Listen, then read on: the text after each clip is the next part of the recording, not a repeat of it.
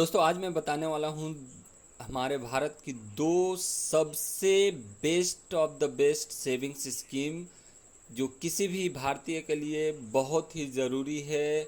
और सबसे पहले हमें इन्हीं सेविंग स्कीम में सेव करना चाहिए। पहला है पब्लिक प्रोविडेंट फंड पीपीएफ। ये एक टैक्स फ्री मतलब ट्रिपल ई एग्जेम्प्टेड, जब आप जमा करते हैं फिर उससे जो इंटरेस्ट पाते हैं और जो अमाउंट आपको टोटल मिलता है, तीनों पर टैक्स फ्री रहता है बिना किसी टैक्स। चाहे आप जितने अमाउंट उठाएं कोई टैक्स नहीं लगने वाली। और ये सबसे बड़ी बात ये है कि इसका गारंटी ये चलाया जाता है गवर्नमेंट ऑफ इंडिया के द्वारा, तो पूरी तरह से सुरक्षित है। और इंटरेस्ट जो मिलता है वो हर एक क्वार्टर में डिसाइडेड होता है और गवर्नमेंट पे करती है।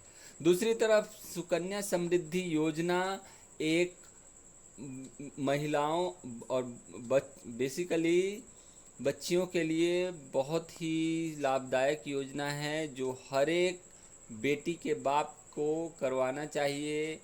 और ये भी पीपीएफ की तरह सेंट्रल गवर्नमेंट की तरफ से चलाया जाने वाला स्कीम है जिसमें गर्ल चाइल्ड के लिए बहुत सारी सुविधाएं हैं। मतलब कि इंटरेस्ट बेनिफिट जो है बहुत बढ़िया है और पूरी तरह से सुरक्षित है। तो चलिए इसके फीचर्स और बेनिफिट्स को हम लोग नेक्स्ट स्लाइड में देखते हैं। तो दोस्तों जैसा कि आप देख पा रहे हैं स्लाइड में, पहला कॉलम क्राइटेरिया है, दूसरा पब्लिक प्रोविडेंट फंड का है और तीसरा सुकन्या समृद्धि का। पहला जो क्राइटेरिया है रेट ऑफ इंटरेस्ट, तो देख पा रहे हैं 22-23 के लिए जो रेट ऑफ इंटरेस्ट डिसाइडेड है 7.1% फर्स्ट और सेकंड क्वार्टर में। और सुकन्या समृद्धि के योजना के लिए ये 7.6% है दोस्तों। ये एक हाई यील्डिंग इंटरेस्ट पॉइंट है। देखिए आप क्वार्टर 2 में ये बना हुआ है अभी भी, जबकि आप कोई भी फिक्स डिपॉजिट करते हैं तो अंडर 7 का आपको इंटरेस्ट रेट अभी मिल रहा है। दूसरी बात यह है कि आपको एंट्री एज मिनिमम 15 साल की होनी पड़ेगी अगर आप पब्लिक प्रोविडेंट फंड चलाना चाहते हैं, चाहे आप सैलरीड हैं चाहे नॉन सैलरीड। आपके बच्चे के नाम पर, आप एक बच्चा का नाम पर करवाना चाहते हैं पीपीएफ, या फिर अपने नाम पर आप किसी के भी नाम पर करवा सकते हैं। दूसरी तरफ सुकन्या समृद्धि योजना का जो एलिजिबिलिटी एज है, एंट्री एज, वो बर्थ से है। आप अपने किसी भी बच्ची के लिए ये अकाउंट संग संग जन्म के साथ ही खोल सकते हैं। तीसरा जो है मिनिमम एंट्री, आप मात्र 100 रुपये से पीपीएफ अकाउंट खोल सकते हैं। शायद आपको नहीं मालूम होगा, मात्र 100 रुपया कुछ भी नहीं है। और उसी दूसरी तरफ सुकन्या समृद्धि योजना में आप मात्र 1000 रुपया एंट्री अमाउंट देकर अपना अकाउंट खोल सकते हैं। इसके बाद जो मिनिमम डिपॉजिट आपको हर साल 1 साल में कर सकते हैं वो 500 रुपये कम से कम आपको डालने होंगे, तो खाता चलती रहेगी, कोई भी इसमें इनएक्टिविटी नहीं आएगी।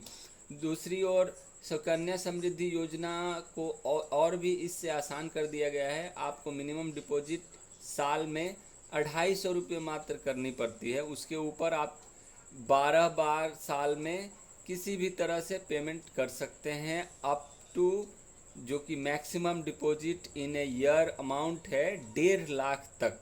और ये 1.5 लाख जो है अंडर सेक्शन 80C, जैसा कि मैंने बताया, दोनों ही tax free, tax exempted, triple E benefit के साथ ये स्कीम्स हैं और डायरेक्टली गवर्नमेंट ऑफ इंडिया चलाती है इन स्कीम्स को। तो ये 100% सुरक्षित है दोस्तों। साथ ही साथ टैक्स बेनिफिट जो मैंने बताया आपको कि 1.5 लाख का टैक्स बेनिफिट 80C में आपको मिलता है। और इसकी मैच्योरिटी जो टाइम ड्यूरेशन है दोस्तों वो 15 साल की है in case of public provident fund. उसके पहले आप लोन बोलकर इमरजेंसी फंड उठा सकते हैं आफ्टर 6 इयर्स। और आप सुकन्या समृद्धि योजना में ये लॉक इन पीरियड है 21 इयर्स की, तो ये आपको मेंटेन करना पड़ता है। प्री मेच्योरिटी अगर आप चाहें तो पीपीएफ में 5 साल बाद प्री मैच्योरिटी ले सकते हैं। कुछ टर्म्स एंड कंडीशंस है जो मैं अगले वीडियो में बाय लेंथ एंड ब्रेथ आपको डिस्कस करके बताऊंगा पीपीएफ के बारे में। और सुकन्या समृद्धि योजना के बारे में देखा जाए तो आफ्टर 18 साल की उम्र से आप एलिजिबल हो जाते हैं अपनी बेटी की पढ़ाई, शादी, कुछ भी के लिए आप इस पैसे को उठा सकते हैं।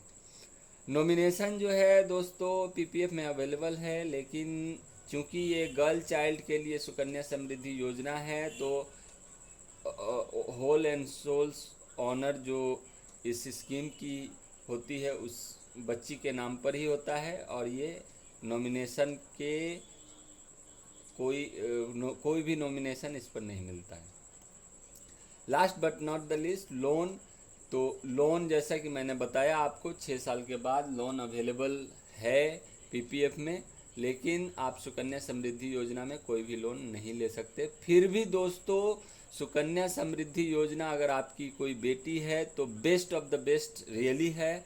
और आप जो भी हैं नॉन सैलरीड या सैलरीड जो भी पर्सनालिटी है, आप टैक्सेबल इनकम के दायरे में पड़ते हो या नहीं, पब्लिक प्रोविडेंट फंड एक मस्ट हैव सेविंग्स स्कीम है। इसलिए दोस्तों आप इस पर गौर करें और इन सेविंग्स स्कीम्स को अपने पोर्टफोलियो में ज़रूर डालें। Thank you.